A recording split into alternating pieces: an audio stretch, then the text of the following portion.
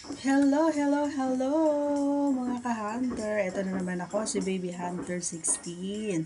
Kamusta ka po? Sana po ay nasa mabuti po kayong kalagayan. At sa mga hindi pa nakasubscribe po sa ating channel, huwag kalimutan subscribe at pindutin ang tiny notification bell para ma-update po kayo pag meron po tayo mga new upload videos. Disclaimer po mga pari ko at mga mari ko, yung video na ito ay para lamang po sa may buwasang kaisipan at may malawak na pang-unawa. So today's vlog mga idol ay um, isang katanungan ng subscriber. Ayan, hindi ko alam kung kay Hunter o kay Sniper. So dito natin sasagot. Team kay Baby Hunter. Sabi niya sa akin, idol, ano nga ba yung mas gusto mo, yung nalulunod mo o doon kay Pechay lumalabas sa loob o sa labas. Yun yung kanyang katanungan. So, sasagutin natin mga idol. Ayan. And syempre, bago natin umpisahan at pinaka-main topic natin, gusto kong mag-shoutout muli. Ayan, at umpisahan na natin kay Julius Ancho Abelar de Medina. Ayan. Mega love shout out to Eric Timbresa, to Raisa Frias, to Daddy Bong Angeles, to Nivla Onir. May binabaliktad kasi mga pangalan. Torrence Odrip Vlog. Ayan. Road Trip. Ayan. Renz Road Trip Vlog. Ayun. Natama ko rin kay Jeron Kalagi, kay Junior Balahaja, kay Rodelo Abraham, to Edgar Buban. Mega love shout out to Willie Pedraheta, to CJ, and to Build Shrat. Ayan, shout out to all of you guys. Ayan, thank you for always supporting our channels. Okay, let's proceed to our main topic. Ayan, so shout out pala sa nag-request na to. Ayan, sana mapanood mo to, idol, ano. At sana ay mapasaya kita sa aking kasagutan. Alright, so punta tayo doon sa tanong niya. Ito, mga idol, ay hindi sa pilitan. O, hindi sa pilitan na kung halimbawa man nanalunod mo or tawag dito, kung halimbawa na yung partner mo ay gustong ipalunok sa'yo, it's up to you. Ayan, it's up to you, Maricoy, or it's up to you, Parekoy, kung gagawin mo yung pinapagawa sa'yo ng partner mo. Gaya ng sinabi ko kanina, hindi sa pilitan ang diba? Pag-take. Hindi sa pilitan itong mga idol. So, kung gusto mo, why not? Kasi, alam nyo kasi mga idol, no, mga pare ko, no, may mga kalalakihan na kapag nakita nila na ginawa mo yun, or pumayag sila sa gusto mong mangyari. Parang iniisip kasi ng mga boys na iba yung pakiramdam nila pag ganun. O yung naisip nila na mahal sila ng babae, 'di ba? So, kapag hindi pumayag yung babae, iniisip nila siguro ayaw mo kasi 'di ba? Nandidiri ka, ganun, 'di ba? Pati ng ilong ko, pasensya na, guys. Ayun, sasabihin nasa isip nila 'yon. Pero wag namang ganun sana mga boys, no? Kasi may iba-ibang mood mga babae, kasi minsan gusto rin naman, may mga time na accidentally lang na nagawa, kaya siguro nung time na yon ay nakita mo na nagawa niya, or accidentally lang na nagawa ni Maricoy. So sana wag mo namang ipilit kung ayaw, di ba? Gaya ng sinasabi ko, hindi naman masama. Ayan, hindi naman masama na matikpan o malasahan mo ito. Kasi sabi nga ng mga dalubhasa, ayan, mga pare ko, ay marami daw mga benefits, marami daw protein. Ayan, protein. Kaso nga lang, ang problema, ang iniiwasan natin dito, mga idol, ay yung amoy, yung may matinding amoy, diba? So, Kung gusto mo na, ang tawag dito na, ipagawa ito ay medyo iwasan mo yung mga bagay na hindi dapat. Halimbawa, yung paninigarilyo, pag-inom, ayan, pagkain na hindi, alam mo yon, yung mga hindi masusustansya. So, subukan mo yung sinasabi nilang pineapple juice. Maganda daw yon. At saka alam nyo guys, based on my experience, ito kapag naggagatas ka, experience ko to mga idol, share ko lang.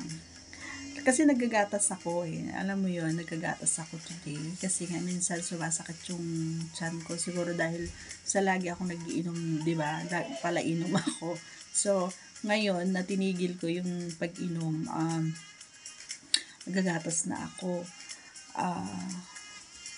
Naaamoy ko at saka naamoy din ng partner natin na amoy gatas daw. O, di ba? Amoy gatas.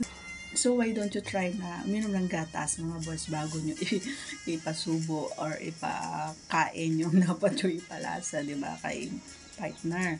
So, yun. So, para sa akin, yung paglunok na sinasabi mo, depende yun sa tao, pare ko, depende. Sa akin, siguro, accidentally lang na nangyari sa akin yon kaya ako nalasahan. Pero wala namang lasa, wala namang amoy, kasi healthy naman yung partner natin. So, hindi naman na naulit yon. Siguro, nagkataon lang na hindi napigilan. Oo. Hindi napigilan ni pare ko hindi niya napigilan, kaya yun na may nalasahan ako at sinabi ko pati sa kanya, sabi ko sa kanya, may nalunok ako at ganun ng lasa, okay naman. Para as in wala namang amoy ganan.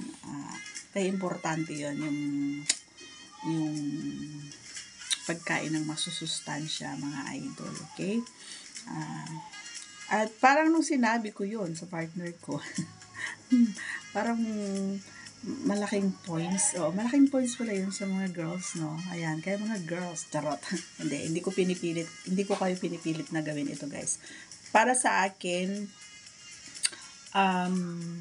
okay lang naman kasi wala namang, malinis naman yung partner natin. So, walang problema sa akin. Pero, hindi naman na naulit yun. Once lang nangyari yon at accidentally pa na may pumasok. And hindi ako nagsisi kasi hindi na ako nag-iisip, hindi na ako nag-guess kung ano nga ba yung amoy, ano nga ba yung lasa, ganon. So, tsaka kahit na pag nilalaro ko yung ulo ni Junjun, ay minsan inaamoy ko siya at nilalasahan ko. Wala siyang amoy, parang tubig lang. So, maraming salamat sa partner natin dahil malinis. 'Di ba? Sana all malinis. Ganon. At saka ganun din, nangyari din sa kanya nung kumain siya ng pechay, kinain niya si pechay, ay ganun din, wala daw amoy at ano daw, parang tubig lang daw, yun lang, medyo malapot, yun yung sinabi niya. So, parang feel ko, ay, babae na ako, charot. Yun yung feeling ko nung, kasi kami, kami mga idol, open kasi ako pagdating pag nagugustuhan ko yung ginagawa niya, pinapaulit-ulit ko yun pag sa the other day, then next week, ganun, gawin mo yung ginawa mo nung gusto ko yun. Ganun ako, nagsasabi talaga ako. Tsaka sinasabi ko talaga na, mabango si Pechay, ganyan, baka gusto mo, ayan.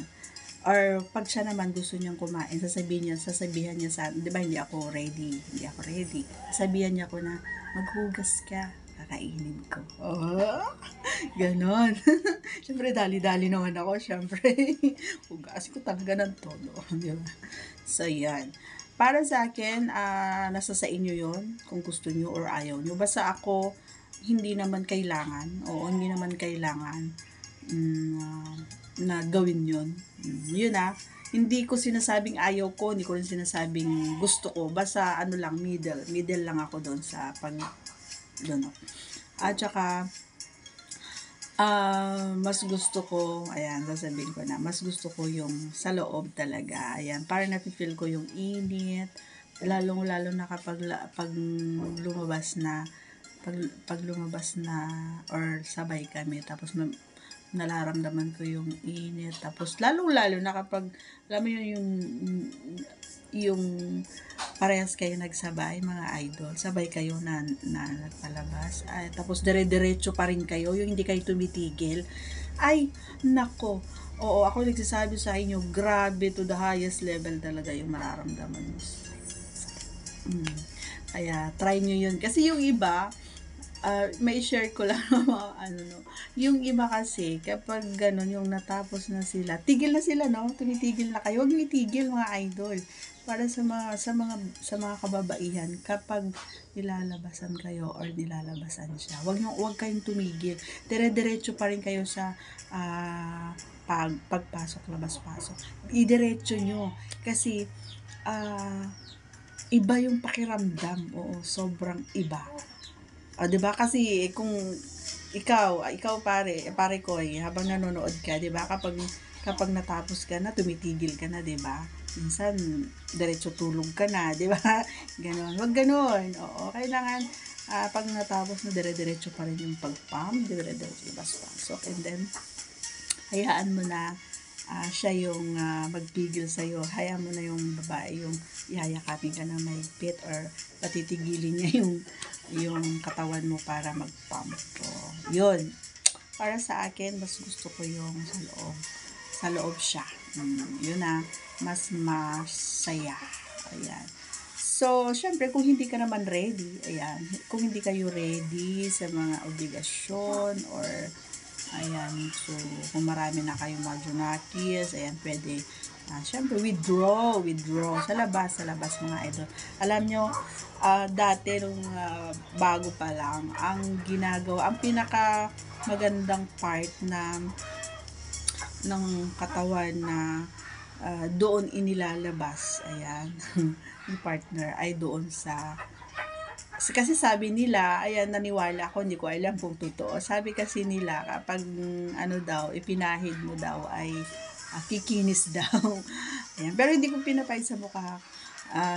Kapag alam ko na na siya, pag alam ko na lalabas na, iniipit ko siya sa aking osus. Iniipit ko siya rito sa harapan. Tapos doon tumatasik. Minsan pumupunta pa sa mukha ko, di kaya sa buhok ko, di kaya dito, ganyan. So, hindi maiwasan yon. So, masaya naman at nakikita ko naman sa partner ko na talagang solve naman siya. Ayan. Sana gawin nyo itong mga bagay na ibinibigay ko mga tips mga idol para maiba naman yung mga yung mga ang tawag dito mga posisyon, huwag yung pare-parehas lang, nakakasawa din. Totoo yun, nakakasawa. Okay? So, ayun, nasagot ko na nga, idol. Ayan, ayoko na. Hindi ko sinasabing ayoko ng ganon. Ayoko. Nasa middle lang ako noon, pero pinaka the best friend sa akin yung sa loob. Kasi, walang mapagsidlan yung pakiramdam na saya kapag doon talaga. Talaga naman. Okay, so hanggang sa muli mga idol, ayan. Once again, huwag kalimutan i-subscribe ang ating channel at pindutin ang tiny notification bell para ma-update po kayo pag mayroon po tayong mga new upload videos. Ayan, God bless everyone. See you on my next vlog. Bye-bye!